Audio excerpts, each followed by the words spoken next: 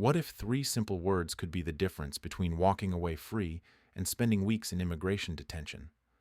Right now, at this very moment, immigration and customs enforcement officers are conducting operations across the United States. They're at workplaces, at homes, in communities just like yours. And here's what most people don't realize. The way you respond in the first 30 seconds of an ICE encounter could determine whether you keep your freedom or lose everything you've built in America. Thousands of immigrants are arrested every year, not because ICE had the legal right to detain them, but because they didn't know the three critical words that could have protected them. Are you prepared, or are you one conversation away from detention? Welcome to U.S. Visa Info, your most trusted source for immigration information, visa updates, and knowing your rights in the United States. Today, we're covering something absolutely critical that every immigrant in America needs to understand, regardless of your status. We're talking about ICE encounters and the three specific words that immigration attorneys across the country agree could protect you from arrest. But this isn't just about three words. We're going to break down exactly what happens during an ICE encounter, what your constitutional rights actually are, what mistakes people make that lead to detention, and most importantly, how to protect yourself and your family. Whether you're a green card holder, you're here on a visa, you're undocumented, or you're a U.S. citizen with immigrant family members, this information could quite literally save your life as you know it. Stay with us until the very end, because we're also going to cover what to do if you or a family member has already been detained, and we'll share some lesser-known strategies that have helped people avoid deportation even after arrest. Let's start with understanding who ICE is and what authority they actually have. Immigration and Customs Enforcement is a federal law enforcement agency under the Department of Homeland Security. Their primary mission is to enforce immigration laws, which includes identifying, arresting, and deporting people who are in the United States without authorization or who have violated the terms of their immigration status. ICE has broad authority, but, and this is crucial, that authority is not unlimited. They cannot do whatever they want. They are still bound by the Constitution, and you still have rights even if you're undocumented. Now, before we get to those three words, you need to understand the typical ways ICE conducts arrests. First, there are targeted arrests. These happen when ICE has specific information about an individual, often someone with a prior deportation order or criminal history. They might come to your home or workplace looking specifically for you. ICE typically conducts these arrests early in the morning between 5 and 8 a.m. when they know people are likely to be home. They come in teams, usually with several officers, and they're often in plain clothes rather than uniforms. Second, there are collateral arrests. These happen when ICE is looking for one person but encounters others during the operation. Even if you're not the target, you can still be arrested if ICE determines you're here without authorization. This is one of the most dangerous situations because you might open your door thinking ICE isn't there for you, only to find yourself detained. Third, there are workplace raids. ICE shows up at a business, often with a warrant for the employer's records, and arrests workers they encounter who cannot prove legal status. These operations can involve dozens of agents and can result in mass arrests. Understanding which type of encounter you're in is important, but here's what's more important. In most ICE encounters, the officers are trying to get you to cooperate and provide information that helps them detain you. They rely heavily on fear and confusion. Most people panic when they see ICE, and in that panic they say and do things that give ICE the legal justification to arrest them. This is where those three words become absolutely critical. So what are the three words? They are, I remain silent. But let me be more precise about how to use them. The full phrase you need to say is, I am exercising my right to remain silent, or the shorter version, I want to remain silent, or even simpler, I remain silent. These words invoke your Fifth Amendment right against self-incrimination. Under the Constitution, you cannot be compelled to provide information that could be used against you. This right applies to everyone in the United States regardless of immigration status. Citizens have this right. Green card holders have this right. Visa holders have this right. Even undocumented immigrants have this right. But here's what most people don't understand. You have to explicitly invoke this right. It's not automatic. If you just stay quiet without saying anything, ICE officers can interpret that as suspicious behavior. And courts have ruled that silence alone is not enough to invoke your Fifth Amendment protection. You have to actually say the words. You have to clearly state that you are choosing to remain silent. Once you say these words, ICE is legally required to stop questioning you. They cannot continue to interrogate you without an attorney present if you've invoked your right to remain silent. Let me be very clear about why this is so important. ICE officers are trained interrogators. They've been through the Federal Law Enforcement Training Center. They've studied interrogation techniques. They're very good at getting people to talk. They'll ask seemingly innocent questions. Where were you born? How long have you been in the United States? Do you have documents? What's your address? Where do you work? Each answer you give provides evidence that can be used to detain and deport you. Even if you think you have legal status, answering questions without an attorney can be dangerous. You might say something that contradicts information in your file. You might accidentally admit to something that violates your visa conditions. You might provide information about family members that puts them at risk. Here's a real example of how this plays out. Maria was at home when ICE knocked on her door early one Tuesday morning. She opened the door, which was her first mistake, and we'll talk about that in a moment. The ICE officer was polite. He smiled. He asked, "Are you Maria Rodriguez?" She said, "Yes." He asked, "Were you born in Mexico?" She said, "Yes." He asked, "When did you come to the United States?" She answered, "In 2005. He asked, "Did you enter legally?" She hesitated, then said no. Within 3 minutes, Maria had given ICE enough information to establish probable cause that she was in the country without authorization. She was arrested on the spot, taken to a detention facility 2 hours away, and spent 6 months in detention fighting her deportation case. If Maria had instead said, "I'm exercising my right to remain silent, and I do not wish to speak with you without an attorney," the outcome could have been very different. Without her statements, ICE would have had a much harder time establishing grounds for her arrest. Now let's talk about the other critical rights you have during an ICE encounter. You have the right to refuse to let ICE into your home unless they have a judicial warrant. This is crucial, and I cannot stress this enough. ICE has 2 types of warrants: an administrative warrant, which is also called an immigration warrant or a Form Y-200, is issued by ICE itself, by an immigration officer or agent. It has the Department of Homeland Security seal on it, and it's signed by an ICE official, not a judge. A judicial warrant, also called a criminal warrant, is issued by a judge. It will say at the top that it's from a United States District Court or a state court, and it will have a judge's signature and court seal. Only a judicial warrant gives ICE the authority to enter your home without your permission. An administrative warrant does not give them that authority. This is Fourth Amendment protection against unreasonable search and seizure, and it applies to everyone in the United States. If ICE comes to your door, you do not have to open it. You can speak to them through the closed door. You can even speak through a window. You should ask, "Do you have a warrant?" If they say yes, you should ask them to slide it under the door or hold it up to a window where you can see it clearly. Look at the warrant carefully. Who signed it? If it's only signed by an ICE officer or a DHS official, it's an administrative warrant and you have the right to refuse entry. You can say, "I do not consent to your entry. This is not a judicial warrant signed by a judge." Now, here's what typically happens at this point. ICE officers might try to intimidate you. They might raise their voices.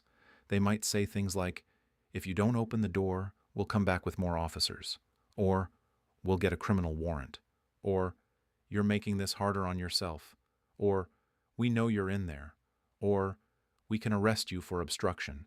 Do not be intimidated. These are pressure tactics, and they're lying. If they could legally enter your home, they would. The fact that they're asking you to open the door, the fact that they're trying to persuade you or threaten you, means they need your consent. Do not give it.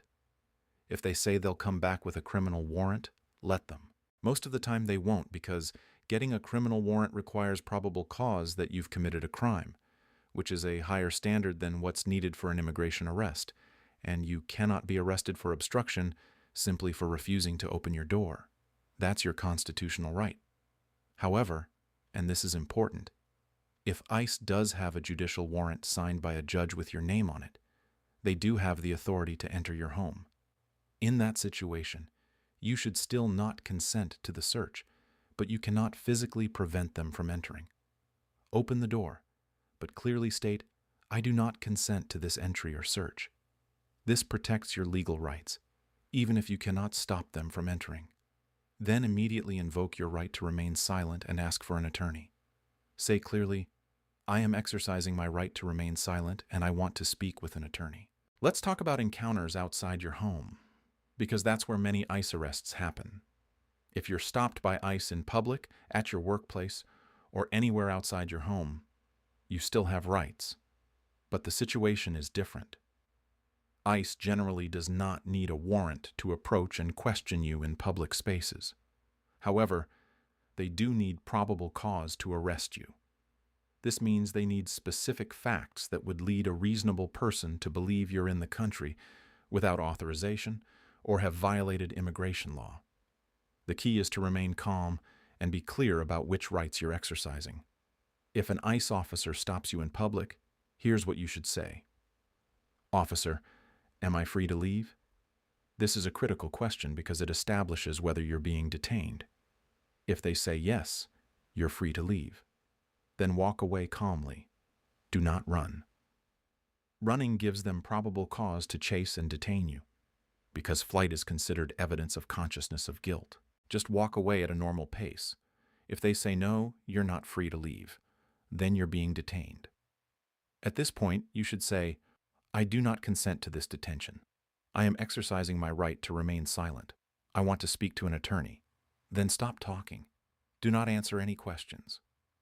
Now let's address the situation many immigrants fear most: ICE showing up at your workplace. Workplace enforcement has increased significantly in recent years. If ICE raids your workplace, here's what you should do. First, remain calm. Do not run. I cannot stress this enough. Running creates probable cause for arrest because it suggests you have something to hide. Even if you're terrified, even if every instinct is telling you to run, you must stay calm and walk, not run. Second, ask, "Am I free to leave?" If they say yes, calmly walk away. Head to the exit at a normal pace. Get in your car and leave.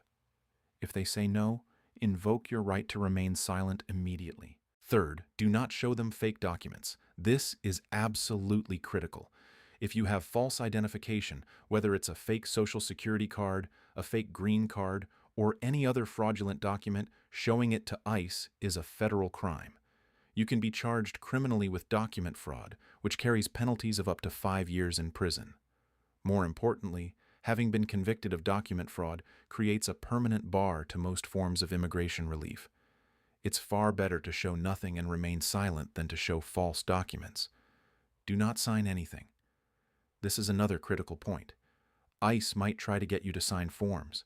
They might present you with a form saying you agree to voluntary departure, which means you agree to leave the country without seeing a judge. They might ask you to sign a form saying you waive your right to an immigration hearing. Do not sign anything without speaking to an attorney first. Once you sign a voluntary departure agreement, you've given up most of your rights to fight your case. You've agreed to leave the country, and that decision is almost impossible to reverse. Let's talk about what happens if you or a family member is arrested despite doing everything right. First, do not resist physically. That will only lead to additional criminal charges, including assault on a federal officer, which is a serious felony.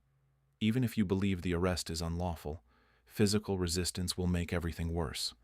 Second, keep repeating, "I want to speak to an attorney. I'm exercising my right to remain silent." Say this over and over. Don't let them wear you down with questions or promises or threats. Once someone is detained by ICE, they're typically taken to an ICE detention facility. Family members often don't know where their loved one has been taken. You can call the ICE detainee locator line at 1888-3514242. This is a 24-hour automated system. You'll need the person's first and last name, their date of birth, and their country of origin. The system should tell you which facility they're in. Next, you need to contact an immigration attorney immediately. This is not optional. Immigration law is incredibly complex, and the stakes could not be higher. Even people who think they have no legal options often have defenses they don't know about. An experienced immigration attorney can assess the situation, file for bond if the person is eligible, identify any possible forms of relief from deportation, and start building a defense. Do not rely on a notario or immigration consultant. This is a critical warning. In the United States, notarios are not lawyers. They cannot provide legal advice. They cannot represent you in immigration court. Every year, thousands of immigrants are victimized by notarios who take their money, give them bad advice, and file incorrect paperwork that destroys their immigration cases. Only licensed attorneys can represent you in immigration proceedings. Now let's talk about some specific scenarios. What if you're a green card holder?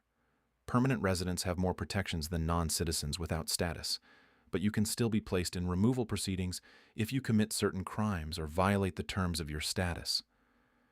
If ICE approaches you as a green card holder, you should still invoke your right to remain silent until you've spoken to an attorney.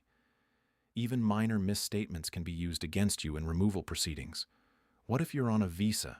If you're in the U.S. on a work visa, student visa, or any other temporary visa, you can be placed in removal proceedings if ICE believes you violated the terms of that visa. If ICE questions you about your activities, do not try to explain or justify what you've been doing. Invoke your right to remain silent and contact an attorney immediately. What if you're a U.S. citizen? You might think you have nothing to worry about, but U.S. citizens have been wrongfully detained and even deported by ICE. If you're a U.S. citizen and ICE approaches you, say, "I am a U.S. citizen. I'm exercising my right to remain silent. I want to speak with an attorney." If you're arrested despite being a citizen, contact an attorney immediately. Let's address some myths and misconceptions about ICE. Myth number 1, ICE can only arrest you if you have a criminal record. False. ICE can arrest anyone who is in the country without authorization. Myth number 2, ICE won't come to your home. False. Home arrests are common. Myth number 3, if you've been in the U.S. for a long time, you're safe. False. People who have been here for decades are deported every day. Myth number 4, having U.S. citizen children protects you. False. Thousands of parents of U.S. citizens are deported every year. Now let's talk about preparation. You need to have a plan before ICE shows up. First, talk to your family about what to do if ICE comes. Make sure everyone knows not to open the door without checking for a judicial warrant. Make sure everyone knows to invoke their right to remain silent. Second, keep important documents accessible but safe. Third, make a plan for your children if you're arrested. Designate a trusted person and give them legal guardianship documents. Fourth, keep emergency contact information ready, including numbers for immigration attorneys. Fifth, carry a Know Your Rights card. Organizations like the ACLU provide these cards in multiple languages. If ICE stops you, you can hand them the card without speaking. The card explains that you're exercising your right to remain silent and want to speak to an attorney. Thank you so much for staying with US Visa Info through this comprehensive guide to protecting yourself during ICE encounters. This information is critical, and I hope you'll share it with everyone in your community who needs it. If you found this valuable, please give us a thumbs up and subscribe to US Visa Info.